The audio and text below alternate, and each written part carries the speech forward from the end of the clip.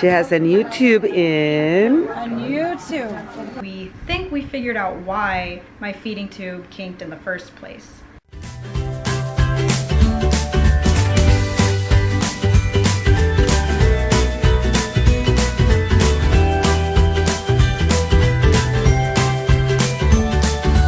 On our adventure. Oh, you got freezing cold here.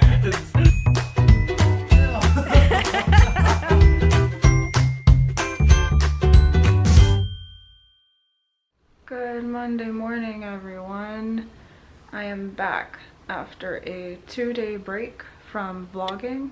I feel that taking a break was a really good decision because I was able to focus on myself.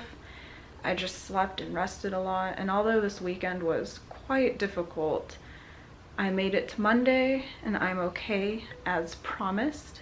I want to say thank you because my decision to take a break was met with support and understanding. I didn't expect anything else from y'all because y'all are awesome, but it meant a lot to me and I really want to say thank you for that.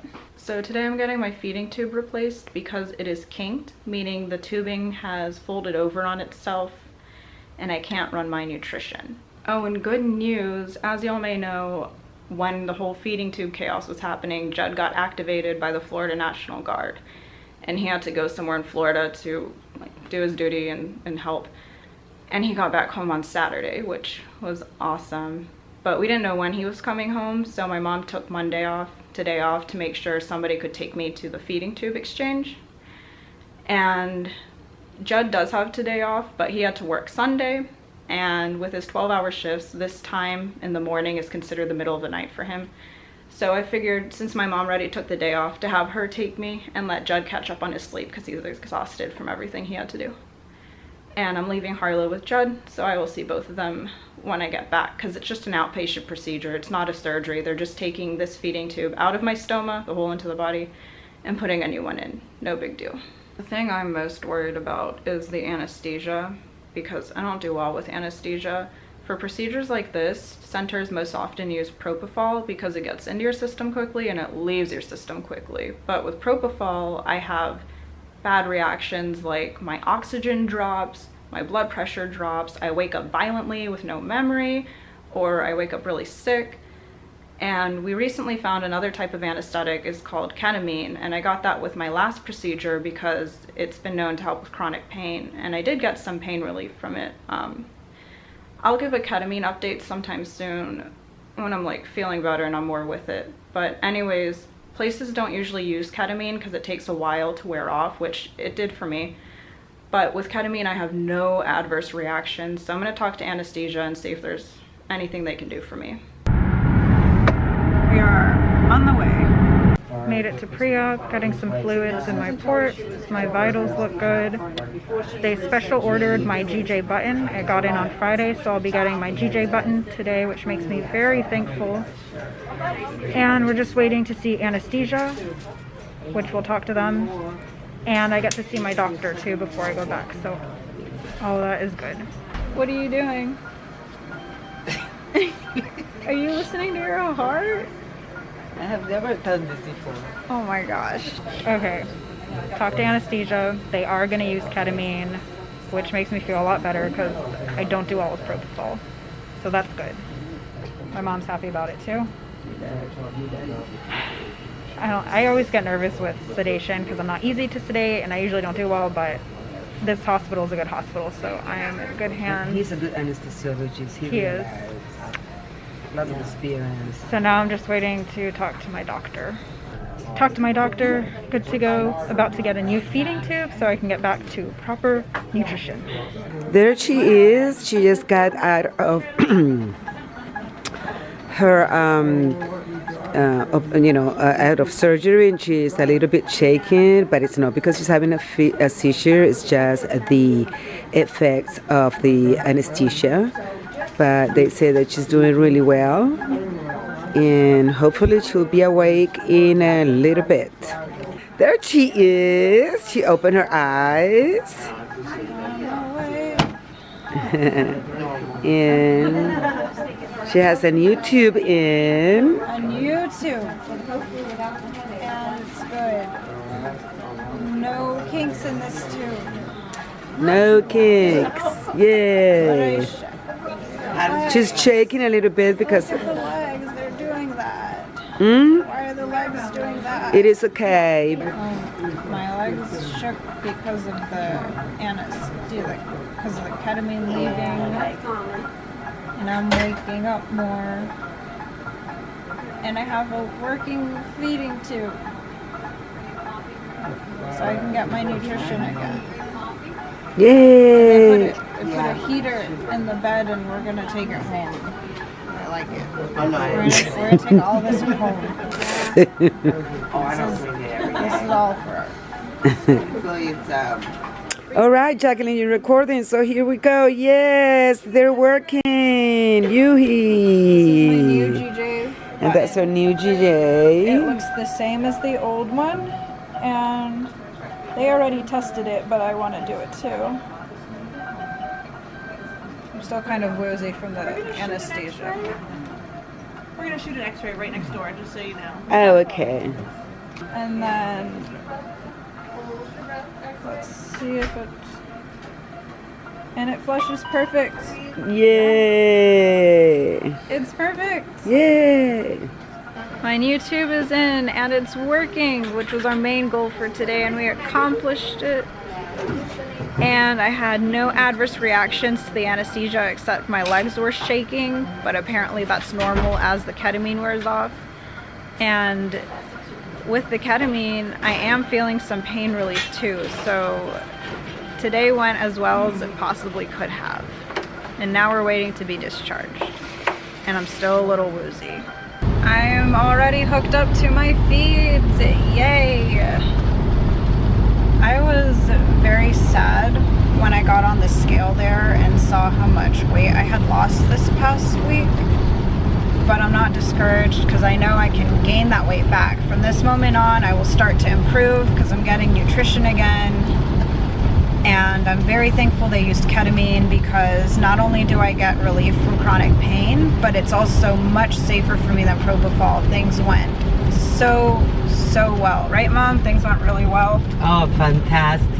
Yeah. We got out. She was in a good mood, actually. I mean, she was wheezy, but she was like kind of smiling. And, It went, it was a wonderful medical team and a good experience, as good as any experience can go for medical stuff. And I'm still feeling pretty woozy, so I'm gonna sleep until we get home. Well, now Jack is home. I can watch Game of Thrones. I can watch it. I had to wait I've been waiting for for you. you What? to No. get back. No. Never. And Anyway, we're gonna watch Game of Thrones, and Jack is gonna relax. And then we'll update y'all on today's happenings after I feel more myself. I'm still kind of groggy. yes. Did you miss me? I missed you. Hi. Judd took her to the dog park, which I bet she loved. Harley, get the blanket. Can you get my blanket? Good girl. Thank you. Yes. Oh, you're so helpful because I'm so woozy right now. Love you. I am alive. Awake. Still groggy, but feeling more like myself. Judd left to get us some takeout food. I do not think I want to eat just because of having to like force feed myself the past few days, but he is getting me mashed potatoes, so that sounds pretty tolerable. Anyways, let me update y'all now that I'm feeling more with it. The ketamine was a great choice. I'm so glad they gave that to me instead of propofol, because although it did take a while to leave my system, and although I don't like feeling loopy, I'll take the loopy over oxygen and blood pressure issues and waking up violent with no memory and waking up really sick. And I am getting some pain relief from the ketamine. I promise to give a detailed ketamine update in relation to chronic pain soon. I'm just not quite with it enough to do that right now. I'm sorry my mom didn't catch all of the extreme loopy parts of the ketamine because those are quite comical, but honestly, like I said, I will deal with the loopiness over the other stuff. I did have a weird reaction where my legs were shaking uncontrollably, like tremors, but they told me that's a normal reaction. It didn't hurt, and soon that stopped, so not an issue.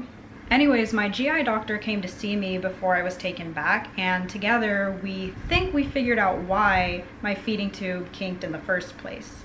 So on the feeding tube, there's a balloon past the stoma that you inflate with water, and it holds the feeding tube in place like an anchor. But that water can seep out of the balloon over time.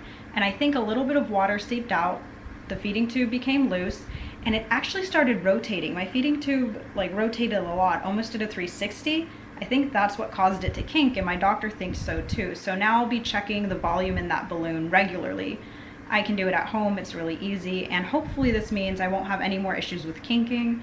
This does not explain why my first feeding tube kinked, because there was no balloon with the first feeding tube. It was a bumper system, not a balloon system, but fingers crossed. Let's hope that checking and maintaining the correct volume in the balloon works, because I don't want to deal with any more kinking issues. When I restarted my feeds earlier today, I had to start at a really slow rate, and I'm working my way up to my goal rate. I should be there by bedtime with no issues. And my goal rate is set to help me gain weight, because unfortunately over the last 6 days without my feeding tube, I did lose weight.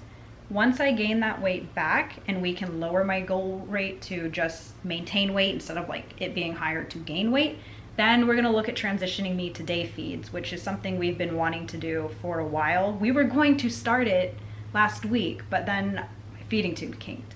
So I'm really excited to get on day feeds, because I hate being hooked up at night. I move a lot, then this tubing kinks and the alarm on the pump goes off. It's interrupted sleep. It's just, I don't like being on my leash at night. I much prefer day feeds. So that is something we are looking forward to. I'll be getting the same amount of nutrition I need on a 24-hour spectrum. It's just gonna be at a higher rate, condensed into like a 10 or 12-hour spectrum. But since the rate right now is higher to gain weight, I can't condense it into a 10 to 12 hour time frame. That's why we have to wait until I go back to just maintaining weight instead of gaining weight. But it shouldn't take me long to gain the weight back, so I'm optimistic and looking forward to day feeds. I am extremely thankful for my medical team. They were awesome today. Everyone worked so hard to get everything I needed, to special order my GJ button in time, to work with me and my needs for anesthesia. My mom was great, cheering me on the whole time, and having Judd and Harlow welcome me back home was really great too. And I appreciate all the support from y'all, so thank you so much for that. It was not an ideal day to have to go do an impromptu medical procedure, but it honestly went as well as it could have, and I'm really grateful for that. So every time I get a new feeding tube, I get a new patient handbook, and I found this awesome visual to help y'all understand more what I was talking about. You want to help me explain, Harlow? Anyways, focus. Okay. This is the outside of the feeding tube we see on my stomach. This is the hole, the stoma into my stomach, and this is the balloon that anchors the tube in place. And I think some water came out of it over time. So the tube got loose and started rotating and kinked the jejunal tubing. Because if you see here, there's the outside, it goes through the stoma. The jejunal tubing goes past my stomach and ends in my small intestine in the jejunum. Because of my gastroparesis, my stomach doesn't work well, but my small intestine does, so that's where we run my nutrition. So to make sure the balloon stays inflated with 8 milliliters of water to keep the tube properly placed, I will use this little syringe, plug it into the purple part of my feeding tube, and just draw back. If there's anything less than 8 milliliters, I will just refill it with new water. That's simple. Everybody's care plan regarding their tube differs, and the best person to get instruction from is obviously your doctor. Some people don't check the balloon at all. Up until this point, I didn't, but since it seems to be causing issues, I will now. Some people check it once a week. My doctor told me to check it every 2 weeks, and that sounds like a good plan to me. I can definitely tell my old tube was loose because this one wiggles like it should, but it's not doing almost 360 rotations. So now that my doctor showed me how to check the balloon and I have the tools I need, should be good to go. Judd has brought home takeout, and it's so nice to think, I'm not really sure how much I can eat. Oh, I don't have to force feed myself. If I just want a few bites of mashed potatoes and that's it, that's okay because I'm getting my nutrition. High five, babe. Oh, I forgot to ask the doctor. I forgot to ask to keep my feeding tube, my old one. I wanted it. They're weird. I wanted to see it like out. I would have like cleaned it. They say you can boil it to clean. Anyways, That's gross. maybe I'll get the next one. What was I gonna? Oh, We have our first cold front coming through. do we? Yes. I love cold weather because the heat is so bad. That's what for the me. highs are on Tuesday or Wednesday and Thursday. What? In the 70s. Low 70s. I can go outside during the day. Be Alright. outside. And we're gonna watch the new episodes of Bob's Burgers. You cheated me. I know. I watched one without him. I'm sorry. No, I don't feel it. So we're gonna watch them now. And so with that, we'll say goodnight and thanks for joining us on our adventure.